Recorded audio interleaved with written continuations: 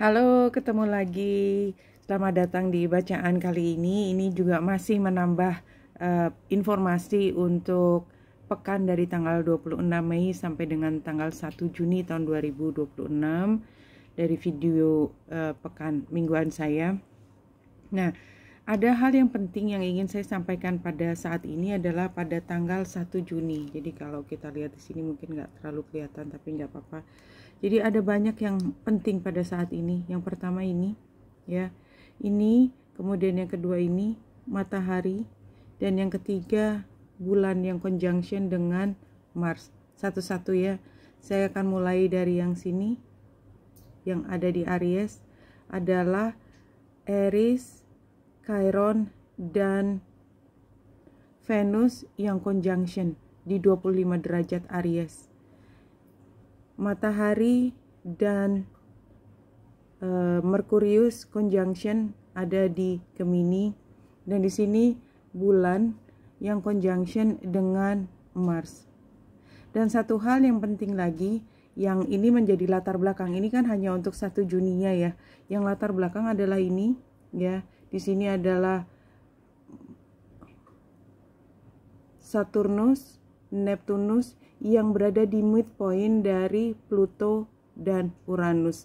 Jadi yang ingin saya sampaikan, jadi kita berada di dalam satu periode yang besar ya, periode besar tadi yang tengahnya adalah Neptunus dan Saturnus yang ada di Aries, yang dia adalah midpoint dari Pluto dan Uranus. This is a very big. Semuanya itu adalah planet-planet yang jauh. Jadi ini adalah cohort. Semua kita bicara tentang hal yang besar terkait dengan spiritualitas dan terkait dengan penemuan diri sendiri, who I am. Itu penting karena dia ada di Aries.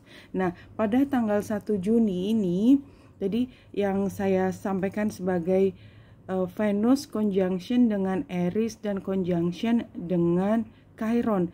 Jadi di situ ada perbaikan, something is being repaired. Jadi ada reparasi di situ, reparasi dari sesuatu yang terkait dengan diri kita. Kan di Aries kan, dengan diri kita yang membuat kita menjadi lebih berharga, dan reparasi itu adalah reparasi dari, kalau saya bisa sebutkan di sini sebenarnya adalah DNA tadi yang kemarin saya sudah sebutkan. Saya memang belum cerita panjang tentang latar belakangnya, tapi yang saya ingin sampaikan adalah kita akan berevolusi ya, orang-orang yang terpilih ya, chosen ones, itu akan berevolusi menemukan bahwa dirinya itu tidak sama dengan orang. Sebenarnya semua orang sama ya, tetapi kita punya kemampuan karena kita udah dicolek ya oleh semesta.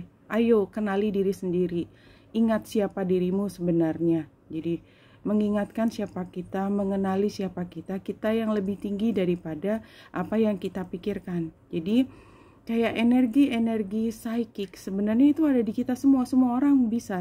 Cuman ya ada beberapa orang yang lebih advance, dari kecil dia sudah diberikan akses terbuka. Tapi tentu saja perjalanan teman kita tersebut akan lebih sukar daripada kita yang lahir biasa seperti ini. Kita harus menemukan sendiri caranya sampai kemampuan psychic kita bisa muncul ke depan. Nah, jadi ada titik di mana kita merasakan energi yang luar biasa. Nah, pada saat itu juga ya, pada hari Minggu itu matahari dan Merkurius conjunction di Gemini. Jadi kita nggak lagi tinggal diam. Ini adalah saatnya kita bicara. Kita menyinarkan apa yang menjadi pikiran kita gitu. Jadi kita terangkan ke banyak orang, dan juga termasuk yang bulan perasaan Mars itu agresif. Jadi kayak itu ada di Leo. Jadi ini loh, jadi kayak kita itu menempatkan diri kita pada podium kita, pada tempat, pada tahta kita yang sebenarnya. Kita tahta itu bukan berarti kita kepada semua orang, tetapi kepada diri kita sendiri. Kita adalah raja, kita adalah ratu dari kerajaan kita gitu. Nah, jadi kenapa ini penting? Jadi pada hari Minggu tanggal 1 Juni itu adalah di mana kita menemukan diri kita sendiri. Jadi kalau secara astrologi Dan ini masih sejalan dengan periode besar yang melatar belakangi kita. Nah, dari situ saya akan mulai dengan satu mencari tema ya. Dari sini botanical inspiration ya. Saya akan ambil dua kartu untuk mencari tema. Jadi apa sih sebenarnya yang perlu kita perhatikan? Dari kartu ini kita bisa menemukan keyword ya.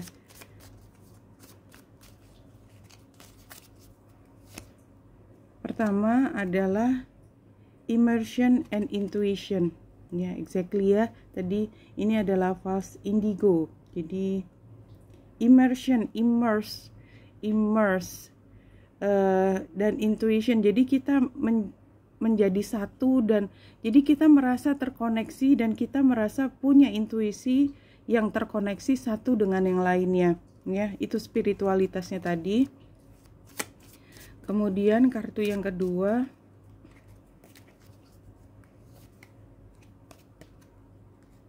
primrose. Di sini gambarnya seperti ini. Youthful love. Seperti kita menemukan kembali apa yang namanya cinta. Tentu saja cinta terhadap diri kita, cinta terhadap semesta.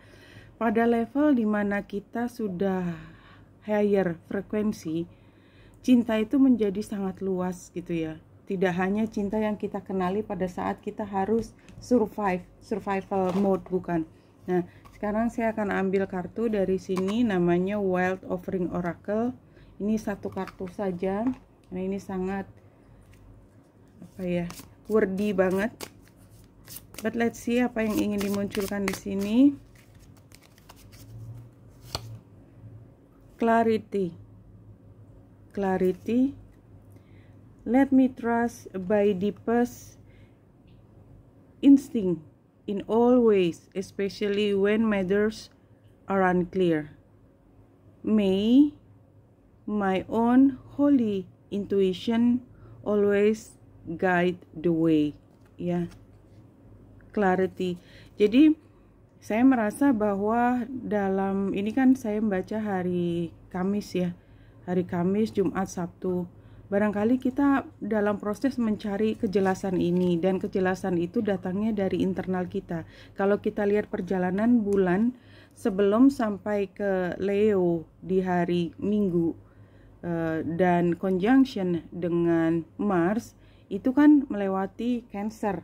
Jadi memang sekarang kita going within ya, dalam pekan ini kita going within, kita mencari clarity, dan itu datangnya ya, let me trust my deepest instinct. Jadi kita mencari clarity itu dari dalam insting yang terdalam kita.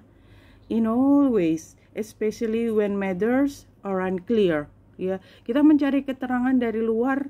Ya, dapatnya kalaupun ketemu pas kebetulan dapat video ini ya dari saya. Tetapi kan saya bukan satu-satunya sumber untuk informasi. Banyak sumber informasi lain. Tidak hanya yang di katakanlah internet, tetapi juga di keluarga dan lain sebagainya. Nah, May ini seperti harapan dari kita untuk kita sendiri. May my own holy intuition always guide the way. Jadi kita berharap bahwa intuisi kita yang kita bangun itu membantu kita untuk melewati masa ini.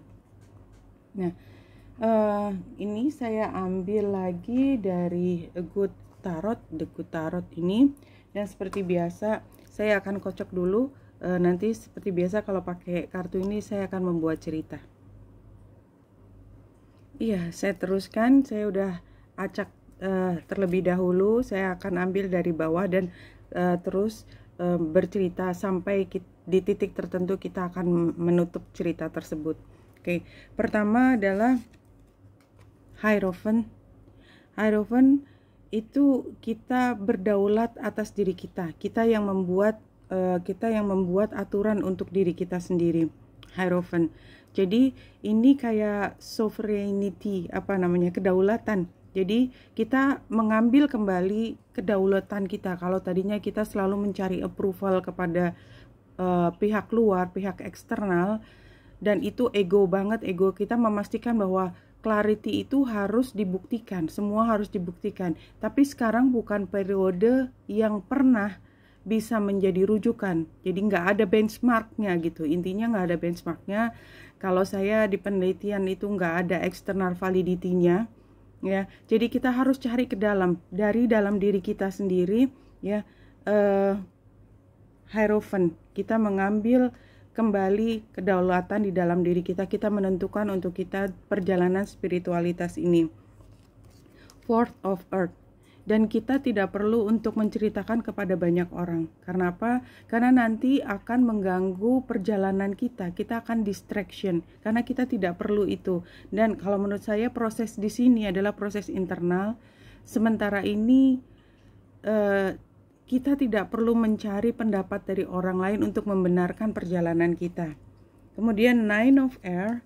Nine of Air ini kan kita tidak tidur malam. Intinya apa?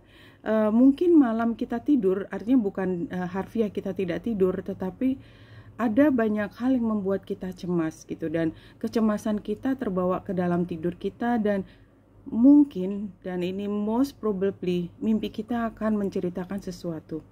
Tidak hanya bercerita tentang biasanya insting-insting kita, tetapi itu seperti membuka portal di mana kita bisa mencari clarity dari situ, mencari insight dari situ. Dan mungkin ada beberapa mimpi yang pada saat ini itu mengandung jawaban terhadap kita, arah kemana kita berjalan selanjutnya. Six of Air, ya, Six of Air ini juga ada perjalanan dari cara pikir kita, untuk kemudian kita membiarkan kita dalam flow tersebut. Ketika emosi kita meningkat, ketika kita dipenuhi dengan perasaan keraguan, kita terus berjalan, kita tidak stuck di tempat itu, terus mencari jawaban supaya kita tidak terus-menerus berada di dalam kebingungan. Ya, jangan takut, kita adalah Queen of Earth, ya. Makanya kita merasa bahwa yang kita lakukan itu tidak tergantung lagi pada survival mode-nya kita. Kita yakin dengan kemampuan kita untuk memanifestasi itu akan jalan. Dan kalau Queen of Earth yang saya lihat juga selain dari keyakinan kita bahwa kita tuh dijaga, diprotect gitu ya, protected banget, kita juga mengambil energi dari Gaia. Setiap kali kita meditasi, setiap kali kita berpikir mencari kekuatan, kita mengambil energi tersebut dari bumi. Jadi upayakan untuk kita selalu dekat dengan alam, nature. Kemudian the towers, dan kemudian datanglah perubahan tersebut. Jadi tadi persiapannya kita terus mengambil kekuatan dari bumi, maka kemudian akan datang perubahan. Perubahan ini mungkin bisa perubahan besar, bisa juga perubahan yang sangat subtle, sangat tidak terlihat.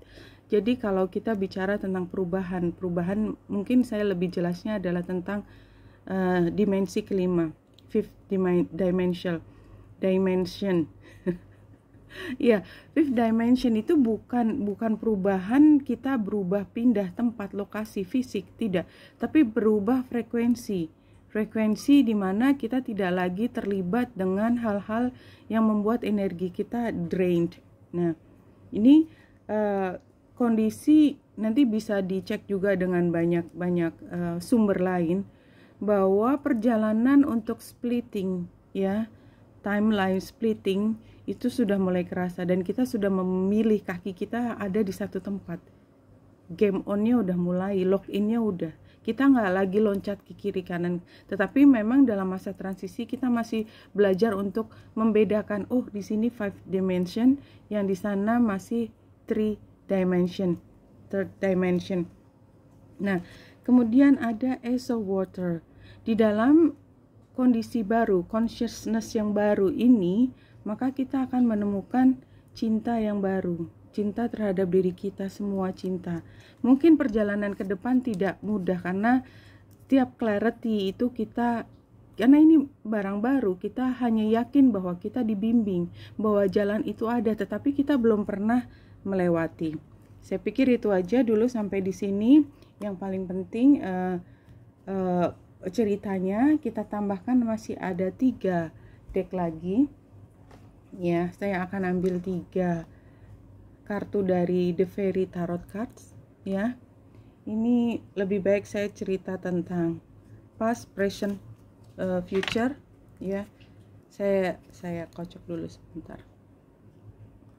Ya, ini Saya kocok yang terakhir, past, present, future, diambil semuanya acak. Past dulu. The Lovers. The love that is long-lasting, choices made from the heart, a return to good health.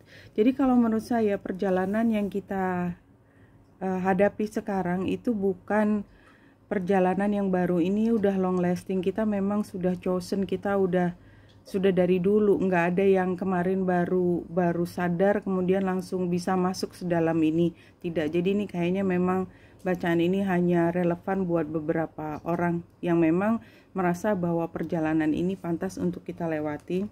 The Lovers, kita udah menemukan cinta itu sudah sejak lama, perjalanannya bisa 10 tahun yang lalu sudah dimulai atau mungkin lebih dari itu. The Moon, ya, jangan mencoba untuk mencari kejelasan dengan cara yang lama. Itu aja. Kita lewati perjalanan ini sebagai hal yang sama sekali baru, ya. Powerful, intuitive epiphanies, letting go of worries and fear, understanding the truth of situation. Jadi pada saat ini, kalaupun kita bingung, kita memegang pada intuisi kita. The future-nya,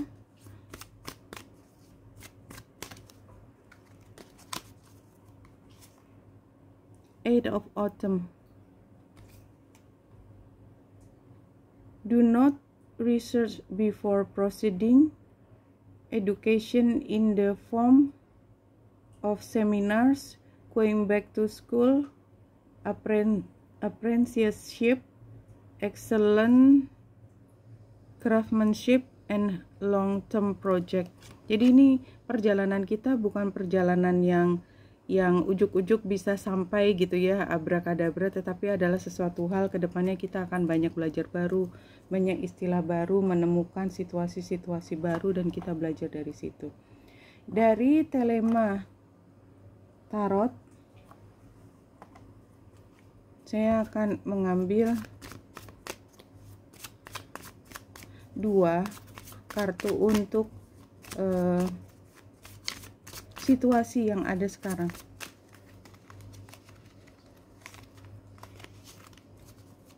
Yang pertama, Ten of Wands, ya. Ini udah saatnya, ini udah langkah terakhir kita, ya. Satu lagi, Two of Cups. Ya, Two of Cups. Oh, nggak terlalu kelihatan. Ya, sini Two of Cups. Jadi ini adalah perjalanan kita menemukan soulmate-nya kita, dan it's udah sangat dekat lagi selesai, kita akan ketemu dengan soulmate kita. Yang terakhir, saya akan mengambil 4 kartu dari tarot Reader Tarot ini. Seperti biasa, situasi, challenge, advice, dan outcome. Sekarang dari situasi dulu. Situasinya,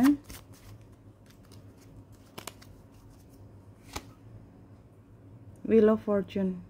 Ini adalah saatnya, memang sudah tadi kelihatan dari astrologi. Ini adalah saatnya perjalanan ini dimulai. Apa challenge-nya?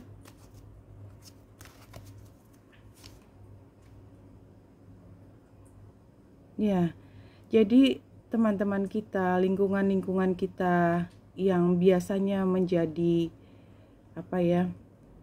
orang terdekat kita, itu belum tentu berada di dalam satu perahu dalam hal spiritualitas, karena spiritualitas itu sangat personal. Mereka menemani kita sejak lama. Mudah-mudahan mereka menjadi bagian kita sepanjang jalan, tetapi karena ini tempatnya di challenge, maka barangkali ya kita harus menerima bahwa yang namanya spiritualitas itu memang jalan pribadi. Saran, Two of Cups lagi, ya.